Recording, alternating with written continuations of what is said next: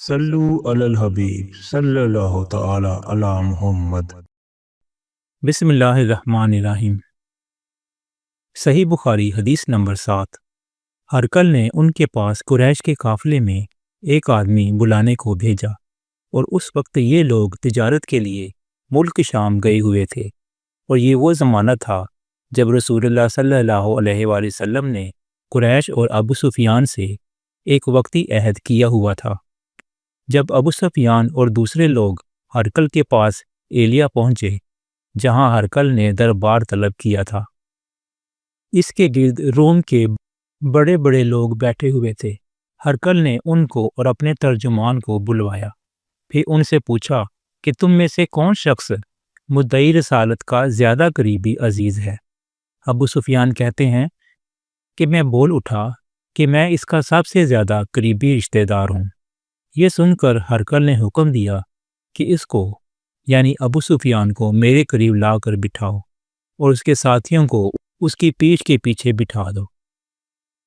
پھر اپنے ترجمان سے کہا کہ ان لوگوں سے کہہ دو کہ میں ابو سفیان سے اس شخص کے یعنی محمد صلی اللہ علیہ وآلہ وسلم کے حالات پوچھتا ہوں۔ اگر یہ مجھ سے کسی بات میں جھوٹ بول دے تو تم اس کا جھوٹ ظاہر کر دینا۔ ابو سفیان کا قول ہے کہ اللہ کی قسم، اگر مجھے یہ غیرت نہ آتی کہ یہ لوگ مجھ کو جھٹلائیں گے تو میں آپ صلی اللہ علیہ وآلہ وسلم کی نسبت ضرور غلط گوئی سے کام لیتا۔ خیر، پہلی بات جو ہرقل نے مجھ سے پوچھی وہ یہ کہ اس شخص کا خاندان تم لوگوں میں کیسا ہے؟ میں نے کہا وہ تو بڑے اونچے عالی نسب والے ہیں۔ کہنے لگا اس سے پہلے بھی کسی نے تم لوگوں میں ایسی بات کہی تھی؟ میں نے کہا کہ نہیں۔ کہنے لگا اچھا، اس کے بڑوں میں کوئی بادشاہ ہوا ہے؟ میں نے کہا نہیں۔ پھر اس نے کہا کہ بڑے لوگوں نے اس کی پیروی اختیار کی ہے یا کمزوروں نے؟ میں نے کہا نہیں، کمزوروں نے۔ پھر کہنے لگا اس کے تابع دار روز بڑھتے جاتے ہیں یا کوئی ساتھی پھر بھی جاتا ہے؟ میں نے کہا نہیں۔ کہنے لگا کیا اپنے اس دعوی نبوت سے پہلے کبھی کسی بھی موقع پر اس نے جھوٹ بولا ہے؟ میں نے کہا نہیں، اور اب ہماری اس سے صلح کی ایک مقررہ مدت ٹھہری ہوئی ہے، معلوم نہیں وہ اس میں کیا کرنے والا ہے۔ ابو سفیان کہتے ہیں میں اس بات کے سوا اور کوئی جھوٹ اس گفتگو میں شامل نہ کر سکا۔ ہرقل نے کہا کیا تمہاری اس سے کبھی لڑائی بھی ہوتی ہے؟ ہم نے کہا ہاں۔ بولا پھر تمہاری اور اس کی جنگ کا کیا حال ہوتا ہے؟ میں نے کہا لڑائی ڈول کی طرح ہے، کبھی وہ ہم سے میدان جنگ جیت لیتے ہیں اور کبھی ہم ان سے جیت لیتے ہیں۔ ہرقل نے پوچھا وہ تمہیں کس بات کا حکم دیتا ہے؟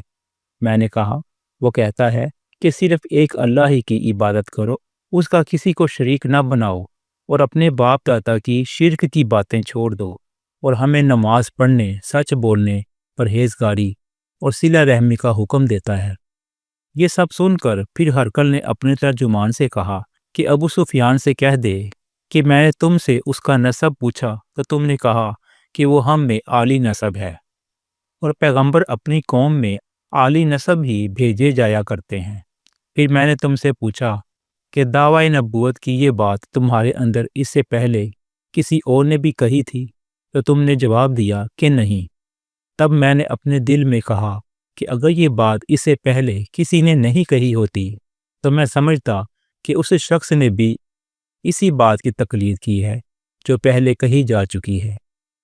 میں نے تم سے پوچھا اس کے بڑوں میں کوئی بادشاہ بھی گزرا ہے؟ تم نے کہا کہ نہیں۔ تو میں نے دل میں کہا کہ ان کے بزرگوں میں سے کوئی بادشاہ ہوا ہوگا تو کہہ دوں گا کہ وہ شخص اس بہانے اپنے آباء و اجداد کی بادشاہت اور ان کا ملک دوبارہ حاصل کرنا چاہتا ہے۔ اور پھر میں نے تم سے پوچھا کہ اس بات کے کہنے یعنی پیغمبری کا دعویٰ کرنے سے پہلے تم نے کبھی اس کو دروغ گوئی کا الزام لگایا ہے؟ تم نے کہا کہ نہیں۔ تو میں نے سمجھ لیا کہ جو شخص آدمیوں کے ساتھ دروغ گوئی سے بچے وہ اللہ کے بارے میں کیسے جھوٹی باتیں کہہ سکتا ہے۔ اور میں نے تم سے پوچھا کہ بڑے لوگ اس کے پیرو ہوتے ہیں یا کمزور آدمی؟ تم نے کہا کمزوروں نے اس کی اتباع کی ہے۔ تو دراصل یہی لوگ پیغمبروں کے متبعین ہوتے ہیں۔ اور میں نے تم سے پوچھا کہ اس کے ساتھی بڑھ رہے ہیں یا کم ہو رہے ہیں؟ تم نے کہا کہ وہ بڑھ رہے ہیں، اور ایمان کی کیفیت یہی ہوتی ہے حتیٰ کہ وہ کامل ہو جاتا ہے۔ اور میں نے تم سے پوچھا کہ آیا کوئی شخص اس کے دین سے ناخوش ہو کر مرتد بھی ہو جاتا ہے؟ تم نے کہا کہ نہیں۔ تو ایمان کی خاصیت بھی یہی ہے، جن کے دلوں میں اس کی مسرت رچ بس جائے وہ اس سے لوٹا نہیں کرتے۔ اور میں نے تم سے پوچھا کہ آیا وہ کبھی عہد شکنی کرتے ہیں؟ تم نے کہا نہیں۔ پیغمبروں کا یہی حال ہوتا ہے، وہ عہد کی خلاف ورزی نہیں کرتے۔ اور میں نے تم سے کہا کہ وہ تم سے کس چیز کے لیے کہتے ہیں؟ تم نے کہا کہ وہ ہمیں حکم دیتے ہیں کہ اللہ کی عبادت کرو، اس کے ساتھ کسی کو شریک نہ ٹھہراؤ، اور تمہیں بتوں کی پرستش سے روکتے ہیں، سچ بولنے اور پرہیزگاری کا حکم دیتے ہیں۔ لہٰذا اگر یہ باتیں جو تم کہہ رہے ہو سچ ہیں تو عنقریب وہ اس جگہ کا مالک ہو جائے گا کہ جہاں میرے یہ دونوں پاؤں ہیں۔ مجھے معلوم تھا کہ وہ پیغمبر آنے والا ہے، مگر مجھے یہ معلوم نہیں تھا کہ وہ تمہارے اندر ہوگا۔ اگر میں جانتا کہ اس تک پہنچ سکوں گا تو اسے ملنے کے لیے ہر تکلیف گوارا کرتا۔ اگر میں اس کے پاس ہوتا تو اس کے پاؤں دھوتا۔ ہرقل نے رسول اللہ صلی اللہ علیہ وآلہ وسلم کا وہ خط منگایا جو آپ نے دحیہ کلبی رضی اللہ عنہ کے ذریعے حاکم بصرہ کے پاس بھیجا تھا، اور اس نے وہ ہرقل کے پاس بھیج دیا تھا۔ پھر اس کو پڑھا تو اس میں لکھا تھا کہ اللہ کے نام کے ساتھ جو نہایت مہربان اور رحم والا ہے، اللہ کے بندے اور اس کے پیغمبر محمد صلی اللہ علیہ وآلہ وسلم کی طرف سے یہ خط ہے، شاہ روم کے لیے۔ اس شخص پر سلام ہو جو ہدایت کی پیروی کرے۔ اس کے بعد میں آپ کے سامنے دعوت اسلام پیش کرتا ہوں۔ اگر آپ اسلام لے آئیں گے تو دین و دنیا میں سلامتی نصیب ہوگی۔ اللہ آپ کو دوہرا ثواب دے گا، اور اگر آپ میری دعوت سے روگردانی کریں گے تو آپ کی رعایا کا گناہ بھی آپ ہی پر ہوگا۔ اور اے اہل کتاب، ایک ایسی بات پر آ جاؤ جو ہمارے اور تمہارے درمیان یکساں ہے، وہ یہ کہ ہم اللہ کے سوا کسی کی عبادت نہ کریں اور کسی کو اس کا شریک نہ ٹھہرائیں، اور نہ ہم میں سے کوئی کسی کو خدا کے سوا اپنا رب بنائے۔ پھر اگر وہ اہل کتاب اس بات سے منہ پھیر لیں تو مسلمانوں، تم ان سے کہہ دو کہ تم مانو یا نہ مانو، ہم تو ایک خدا کے اطاعت گزار ہیں۔ ابو سفیان کہتے ہیں، جب ہرقل نے جو کچھ کہنا تھا کہہ دیا اور خط پڑھ کر فارغ ہوا تو اس کے ارد گرد بہت شور و غوغا ہوا، بہت سی آوازیں اٹھی اور ہمیں باہر نکال دیا گیا۔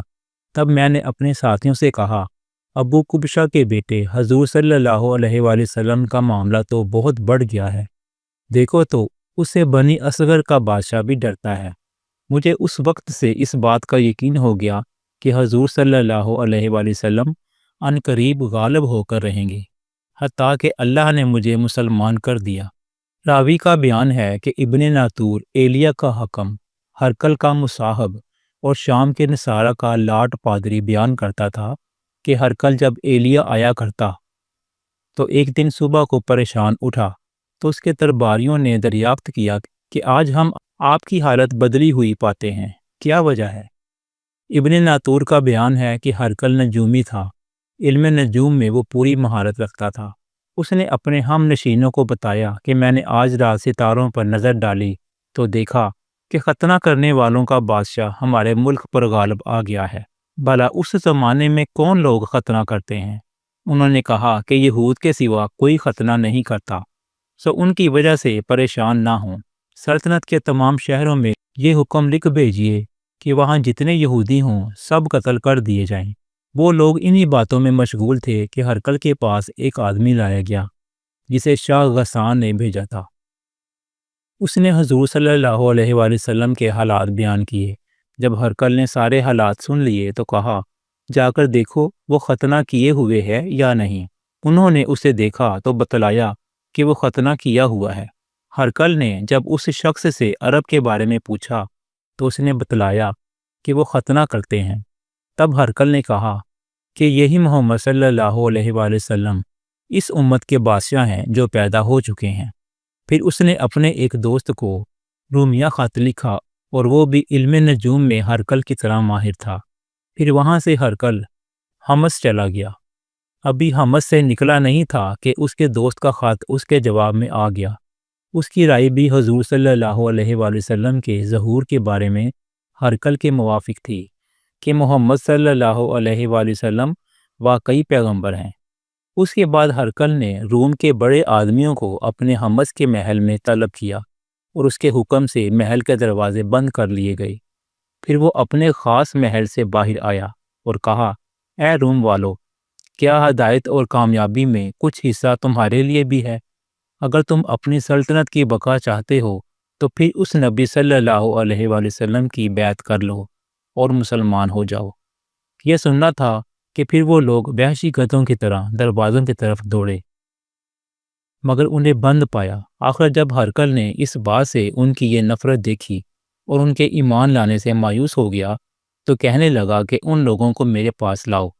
جب وہ دوبارہ آئے تو اس نے کہا، میں نے جو بات کہی تھی اس سے تمہاری دینی پختگی کی آزمائش مقصود تھی، سو وہ میں نے دیکھ لی۔ تب یہ بات سن کر وہ سب کے سب اس کے سامنے سجدے میں گر پڑے